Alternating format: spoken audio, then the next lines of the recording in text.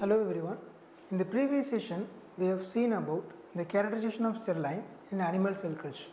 In today's session, we will see about the advantages, disadvantages and ethical issues of animal cell culture. Animal cell culture. As you all know, animal cell culture is in vitro culture of animal cells under precisely controlled environmental conditions. In cell culture, cells are maintained in artificial environment containing suitable culture vessels consist of suitable medium. This medium provides nutrients, growth factors and required gases required for growth of animal cells. Moreover, the physiochemical environment in animal cell culture is strictly monitored by automated systems. The control of physiochemical environment is one of the biggest advantages of animal cell culture. However, tissue culturing is not always profitable because there are plenty of difficulties in growing the cells in vitro condition. Now, let us see about the advantages of animal cell culture. Physiological and physiochemical effects. pH, temperature and dissolved gases such as oxygen and carbon dioxide can be altered to study their role and effect in animal cell culture. Metabolism of the cells.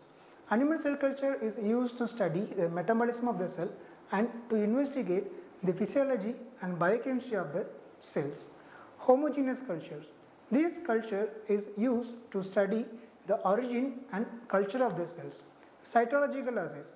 Animal cell culture is used to study the role or the effect of compounds in specified cells such as kidney cells or liver cells. Then we see about valuable biological data from large scale cultures. Specific proteins can be synthesized in large quantities by animal cell culture from genetically modified cells in large scale cultures. Then consistency of the data.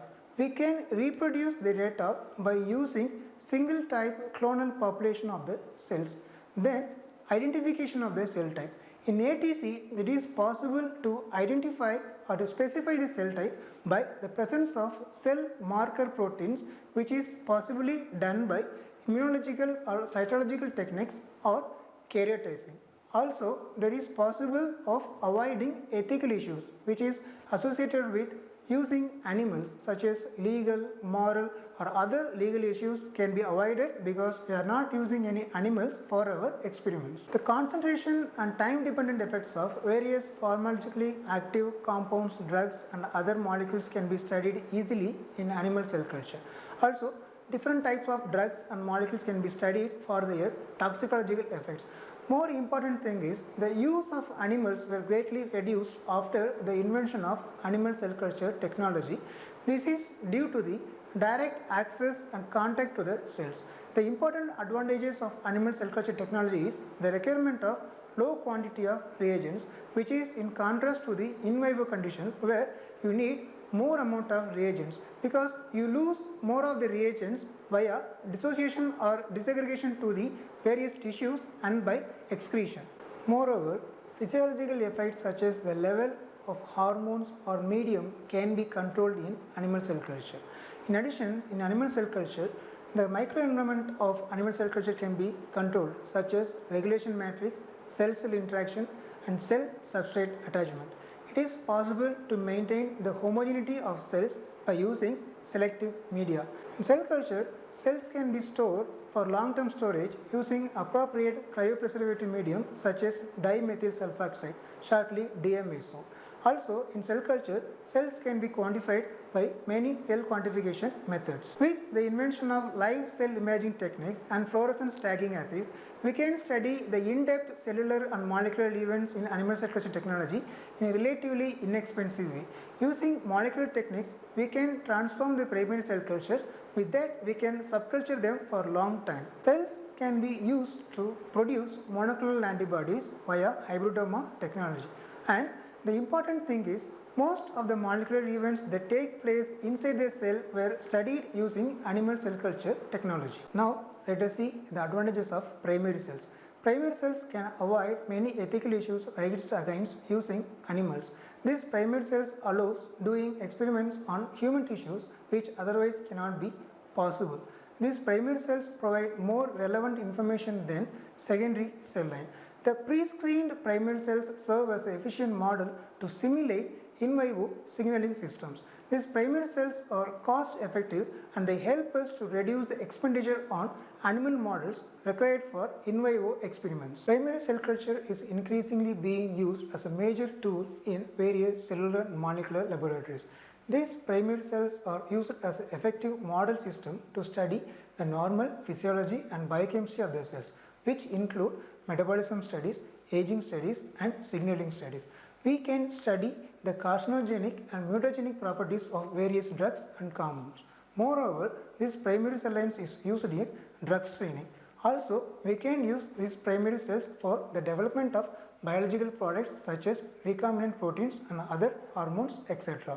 In addition, this primary cell line is used in many research fields such as 3D cell culture, cancer research, genetic engineering, tissue and organ replacement and stem cell research. Now let us see about 3D cell line models. Normally the cell culture what we do is two-dimensional where we cannot study the cell-cell interaction. But these primary cell lines are used to study the cell-cell interaction by making 3D cell models. Moreover, these primary cell lines are not transformed and not immortalized, so we can study the more physiological data from these primary cell lines. Then we see about cancer research. These cell lines are exposed to various radiation, cancers and viruses and thus form cancerous type. With that, we can study the altered pathways which develop various type of cancers. Then we see about the use in genetic engineering. These primary cells can be genetically modified to produce commercially economically important products such as recombinant insulins, hormones, etc. Then we look for the importance of primary cells in tissue and organ replacement. The damaged tissue and organs replaced by these primary cells. Primary cells are mostly used in stem cell therapy. Stem cells are very important. They have two important key features: self-renewal and differentiation properties. These differentiated properties allow stem cells to use greatly in tissue engineering and regenerative medicine. Now we see the disadvantages of animal cell culture. Expenditure and expertise. Animal cell culture is a specific technique that requires aseptic conditions, trained personnel and costly equipment for the effective maintenance of the cells. Then de-differentiation property. When we subculture the cells for quite long time, the cells may attain differentiated properties which is different from the original strain. Low amount of product. The monoclonal antibodies and recombinant proteins produced in minuscule amount, which is followed by downstream processing to purify them, is relatively expensive. Then we see about contamination, which is the biggest issue of animal cell culture. Particularly this mycoplasma contamination and virus contamination is very difficult to detect in animal cell culture and this is highly contagious. Chemical contamination is also possible in animal cell culture and there is a chance of increased risk of cross contamination with different type of cells and different origin of cells. High level of standardization for medium serum is required because they may vary with different type of cells. Instability. Aneuploid chromosomal constitution of continuous cell line leads to instability. And the thing is, which is very difficult for identification of cell type because the presence of cell specific protein is very minimal in vitro conditions. So it is very hard to specify or signify the specific protein. Now we see the disadvantages of primary cells.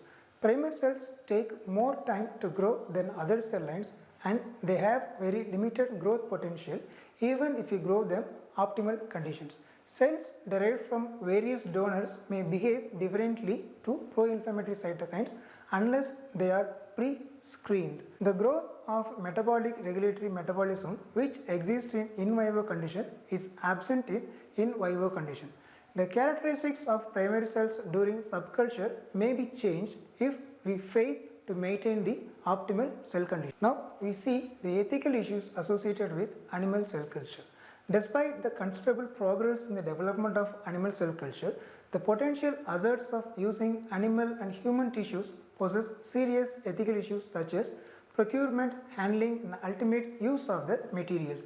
In most countries including US, UK and Europe countries, biomedical research is strictly regulated and legislations vary considerably among these countries. Research Ethics Committee Animal Ethics Committee for Animal-Based Projects and Institutional Research Board for Human Projects may be important for research governance. In addition, if you want to use human embryonic stem cells and chimeric cells for usage of monoclonal antibodies or human therapy, this is very serious, because if you want to use human embryonic stem cells, we have to use 5 days old human embryo, because if you use other more than 5 days old embryo, it becomes a serious ethical issue. Most experiments in the various fields of research of cellular and biomedicine laboratory are performed worldwide on routine basis without thorough discussion of ethical implications. Ethical issues of animal biofarming revolve around human health, gene transfer and animal welfare, which can be analyzed by general utilitarian, animal welfare and precautionary principles. The important guidelines associated with Animal Ethics Committee include having well proper and maintained animal housing facility and to handle the animals very gently. These guidelines are applicable only to higher vertebrates and not to lower vertebrates such as fish, and also these guidelines are not applicable to invertebrates. We have come to the end of the session. I hope you have all understood about the advantages, disadvantages and ethical issues of animal cell culture. In the upcoming session, we will see about the translation significance of animal cell culture part 1, in which we will see about recombinant proteins, vaccine, monoclonal antibodies and biopesticides. Thank you.